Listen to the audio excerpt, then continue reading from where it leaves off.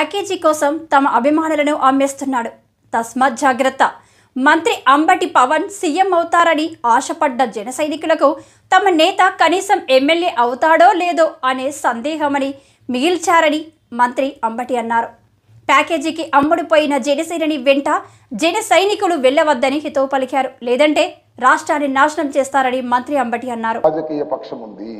జనసేనకి 24 సీట్లు ఇస్తే ఎన్నే ప్రకటించింది? 5 సీట్లు ప్రకటించారు. మిగతా 12 ప్రకటించుకోలేని పరిస్థితి. There so much of confusion. వాళ్ళకు ఒక పద్ధతి లేదు, ఒక వ్యవహారం లేదు.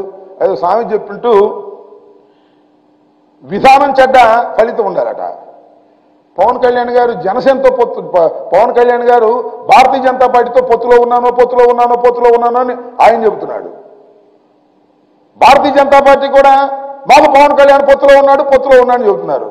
ఆ పొత్తులో ఉన్న ఆయన వచ్చి వీళ్ళ పక్కన కూర్చుని మరి సీట్లు పంపకం చేసుకున్నాడు. ఇదేం పొత్తు, ఇదేం వ్యవహారమో, ఇదేమి మోసమో, ఇదేమి అన్యాయమో, ఇదేనా విధానం చెడ్డాడు, ఫలితం లేదు.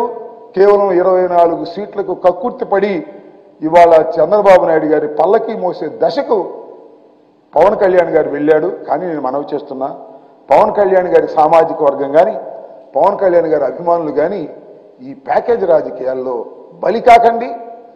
ఆయన పల్లకి మోయటానికి పవన్ కళ్యాణ్ గారు వెళ్ళినా మీరు వెళ్ళకండి. వెళ్ళారంటే ఇంతే సంగతులు ఈ రాష్ట్రాన్ని సర్వనాశనం చేస్తారనే విషయాన్ని మీరు గమనించాలని ఈ సందర్భంగా నేను మనవి చేస్తూ, రాబోయే ఎన్నికల్లో జగన్మోహన్ రెడ్డి గారి నాయకత్వంలో ఉన్నటువంటి రాజకీయ పక్షం వైఎస్ఆర్ కాంగ్రెస్ పార్టీ ఎందరు కలిసి వచ్చినా, ఎన్ని కట్టగట్టుకొచ్చినా, ఎన్ని గుంపులుగా వచ్చినా వైఎస్ఆర్ కాంగ్రెస్ పార్టీ 175 సీట్లు టార్గెట్గా పెట్టుకొని వెళుతున్నాం.